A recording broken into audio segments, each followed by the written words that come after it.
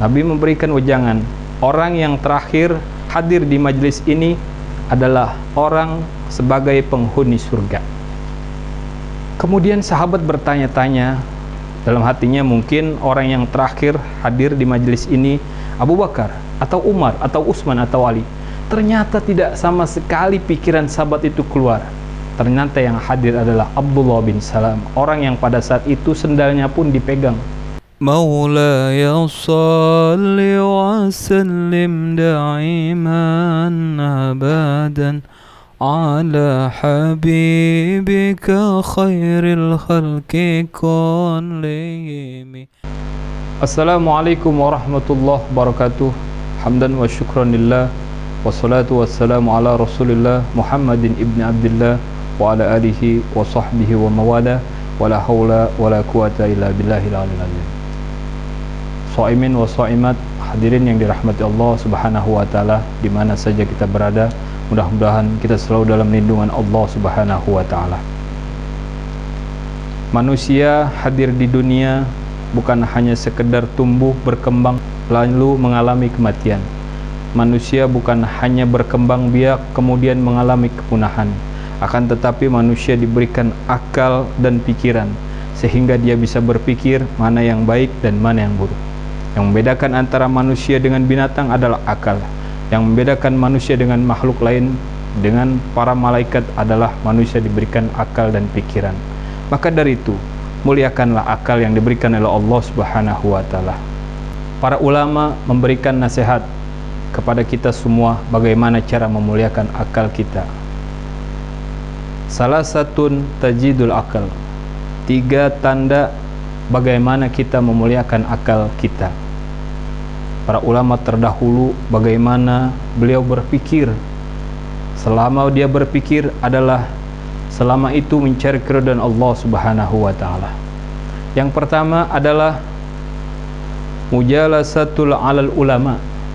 Orang yang memuliakan akal adalah orang yang duduk dengan orang-orang yang berilmu, orang-orang yang soleh, orang-orang yang meninggalkan perkara-perkara yang tidak bermanfaat. Jadi ada 3 cara memuliakan akal. Yang pertama adalah mujalasatul ma'al ulama, yang kedua adalah mujalasatul ma'as sholihin, yang ketiga adalah la yarfa ma ya'ni, meninggalkan sesuatu perkara yang tidak ada manfaatnya. Hadirin yang dirahmati Allah, shaimin wa shaimat rahimakumullah. Kita duduk bersama ulama sudah dipastikan akal kita akan sehat, karena akal akan berpikir, akal akan bekerja. Ketika diberikan kita suatu ilmu, perkara ini halal, perkara ini haram, maka kita tahu akal itu akan berpijak kepada yang mana yang baik dan mana yang buruk. Kalau seandainya ilmu diberikan oleh ulama, perkara ini adalah baik, perkara ini adalah haram, maka perkara yang baik akan kita kerjakan. Bagaimana kita tahu? Yang pasti akal itu akan baik ketika kita duduk majelis ulama, duduk majelis ilmu, duduk orang-orang yang berilmu, yang soleh, dan orang-orang yang dekat pada Allah subhanahu wa ta'ala. Banyak sekali majelis-majelis ilmu. Maka dari kita sebagai umat Islam yang mengaku seorang muslim, duduklah kita bersama orang-orang yang berilmu. Maka dari itu hadirin yang dirahmati Allah subhanahu wa ta'ala, tidak ada ruginya kita duduk bersama para ulama, karena orang akan masuk surga bersama orang yang dicintai. Cintailah ulama, cintailah para orang-orang yang berilmu, cintailah para habaib, cintailah orang-orang yang memiliki ketekunan di dalam beribadah. Yang kedua adalah mujalasatu ma'as sholihin, duduk bersama orang-orang yang soleh. Kalau seandainya orang soleh sudah dipastikan mengajak kebaikan, kita ambil contoh. Yuk kita sholat, yuk kita ngaji, yuk kita menuju majelis ilmu, yuk kita berbuat baik. Perkataan itu yang keluar datang pasti dari orang-orang yang soleh, orang-orang yang baik, bukan perkataan yang tidak baik. Coba kalau kita berteman dengan orang yang tidak soleh, yuk kita duduk di tempat maksiat, yuk kita duduk di tempat yang tidak baik, yuk. Itulah perkataan. Tapi kalau kita duduk bersama orang yang soleh, ketika kita lalai, kita lupa, diingatkan, maka dari itu akal akan mulia, ketika kita duduk bersama orang-orang yang soleh. Yang ketiga adalah meninggalkan perkara yang tidak ada faedahnya. Kita boleh berkumpul, kita boleh berbaik kepada tetangga, tetapi kalau kumpulnya tidak yang menghasilkan keridhaan Allah Subhanahu wa taala, artinya perkumpulan sia-sia, maka tinggalkanlah perkara-perkara itu. Bukan berarti kita sombong, bukan berarti kita menjauhi, tapi kalau seandainya kita kumpul, kemudian segala hal-hal kalimat yang tidak diinginkan akan keluar, sehingga mudarat yang keluar. Ketika kita mengeluarkan kalimat yang mudarat sehingga orang itu tidak ridho pada kita, maka pertanggungjawabannya akan berat di hadapan Allah Subhanahu wa taala. Bukannya kita membatasi berteman, tidak. Namun ketika kita tahu perkumpulan itu banyak mudaratnya, tinggalkanlah. Ada suatu kisah di mana seorang sahabat yang bernama Abdullah bin Salam, ketika Nabi bersama para sahabat, Nabi memberikan wejangan, orang yang terakhir hadir di majelis ini adalah orang sebagai penghuni surga. Kemudian sahabat bertanya-tanya dalam hatinya, mungkin orang yang terakhir hadir di majelis ini Abu Bakar atau Umar atau Utsman atau Ali. Ternyata tidak sama sekali pikiran sahabat itu keluar. Ternyata yang hadir adalah Abdullah bin Salam, orang yang pada saat itu sendalnya pun dipegang, orang yang biasa-biasa saja.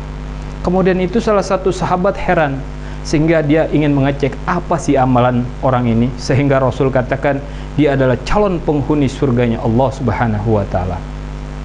Kemudian dia hampirilah rumahnya, dia beralasan bahwa dia sedang bermasalah dengan keluarganya. Kemudian sahabat itu bertanya, aku ingin menginap di rumahmu selama 3 hari karena aku ada masalah, silakan kau tinggal di rumahku. Tapi tidak berhari-hari, bermalam-malam dia tidak menemukan amalan yang istimewa. Dia biasa bangun sebelum subuh, dia bangun, dia tidak mengerjakan sholat dari jam 1 malam atau zikir dengan berlama-lama atau dia bersedekah dengan tidak, biasa-biasa saja, tidak menemukan hal yang istimewa pada sahabat ini. Keesokan 3 harinya pun dia pamit, namun dikatakan, wahai sahabatku, mengapa Rasul sampai bisa mengatakan engkau adalah calon penghuni surga, apa amalanmu? Dia mengatakan, aku tidak memiliki amalan apa-apa. Kemudian sahabat itu berpulang. Namun ketika itu dihampirilah oleh Abdullah bin Salam, wahai sahabatku, kemarilah sebentar. Aku memang tidak memiliki amalan yang khusus, namun ada perkara yang mana ketika aku hendak tidur, aku berprasangka baik kepada orang-orang. Aku meninggalkan hal-hal yang berbau, artinya aku selalu berprasangka baik pada orang lain. Yang kedua, aku tidak pernah iri dengan orang lain. Dia ingin menyakiti atau tidak, dia ingin berbuat jahat, aku selalu menerima apa yang dia lakukan, sehingga aku ikhlas setiap hari kepada saudara-saudaraku, baik orang yang ingin menyakitiku dan yang tidak. Yang ketiga adalah aku selalu meninggalkan perkara-perkara yang tidak ada manfaatnya. Itu saja, saudaraku. Akhirnya sahabat pun memberikan jawaban, ternyata ini yang Rasulullah memberikan statement, engkau adalah calon penghuni surga. Hadirin yang dirahmati Allah Subhanahu wa taala. Maka dari itu, muliakan akal kita. Ketika akal ini adalah yang menuju keridhaan Allah, maka tuntunlah akal mencari kebaikan Allah. Tuntunlah akal menuju surganya Allah. Mudah-mudahan di bulan yang penuh dengan barokah ini, yang penuh dengan ampunan ini, kita tergolong orang-orang yang selalu memuliakan akal kita. Wabillahi taufiq wal hidayah wa ridha wal inayah. Wassalamualaikum warahmatullahi wabarakatuh. Maulaya salli wa sallim daiman abada Allah ala habibika خلق كلهم مولاي صل وسلم دائما أبدا الله على حبيبك خلق